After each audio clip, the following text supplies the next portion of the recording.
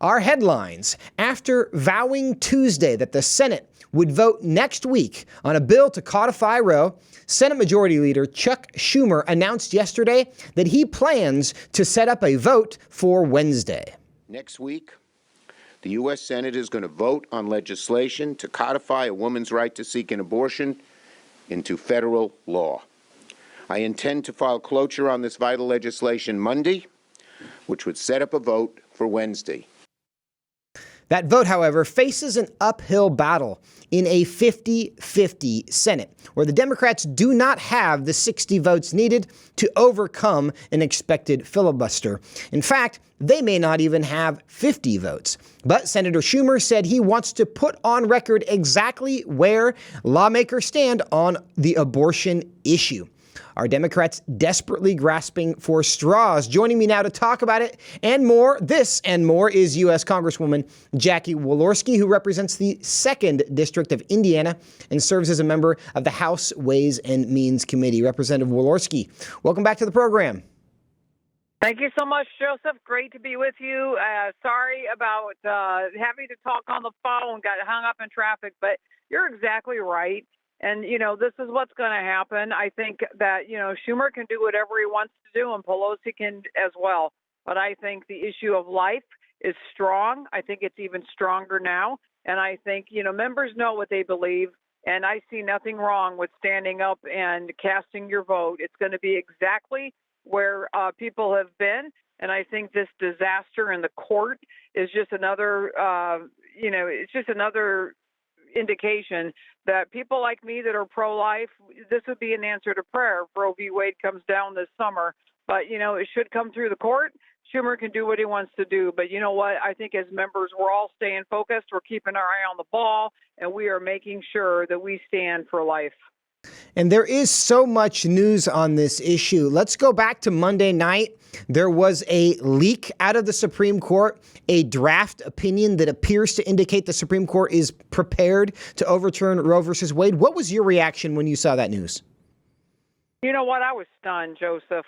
You know what this means? It means that there is nothing sacred left in this country that the radical left will not go after. If it doesn't line up with their crooked thinking, then they're going to oppose it. They're over the top. They're extreme. This is not the heart of America. They are doing something that's never been done in this country before. But really, we shouldn't be surprised because they are doing just about everything they can do in this nation to get their radical left view across and their extreme pro-choice agenda across, which for them is, abortion paid by taxpayers anytime, no matter how it's done. And, Americans just don't agree with that. This is just yet another huge overreach on their part. It does seem to be something of a debate over where public opinion in America is on this issue. We've seen a lot of polling in recent years indicating that for the first time, a majority of Americans describe themselves as pro-life. The Democrats on several occasions this week have said they see a supermajority of Americans who want Roe to stay in place.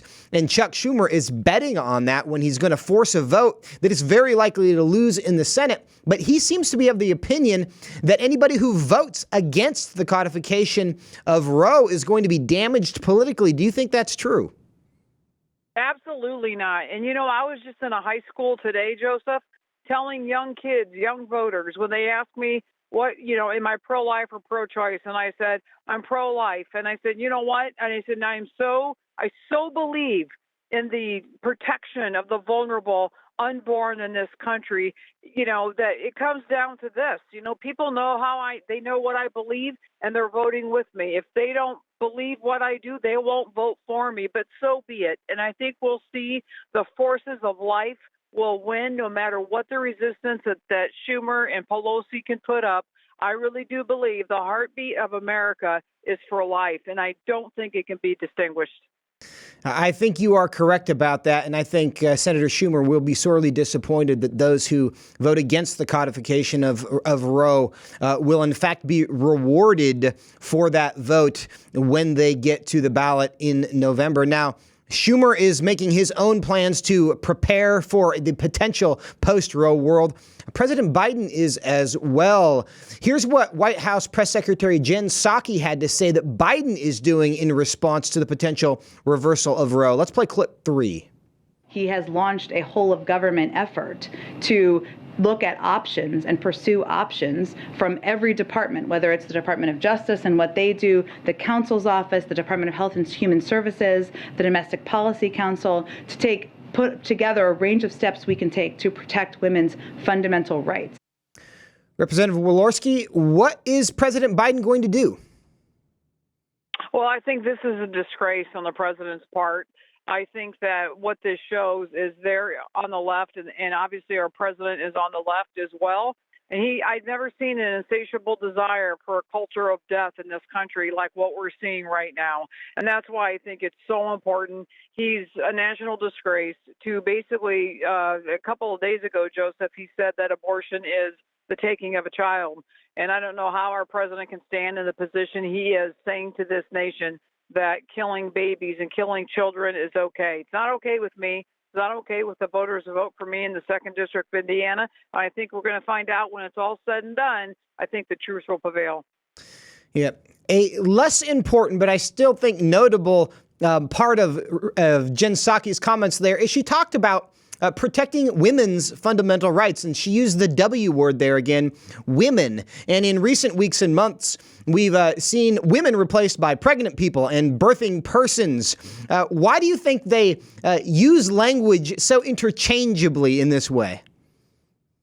Well, I think they're all about deceiving this country. They're all about sowing seeds of deception.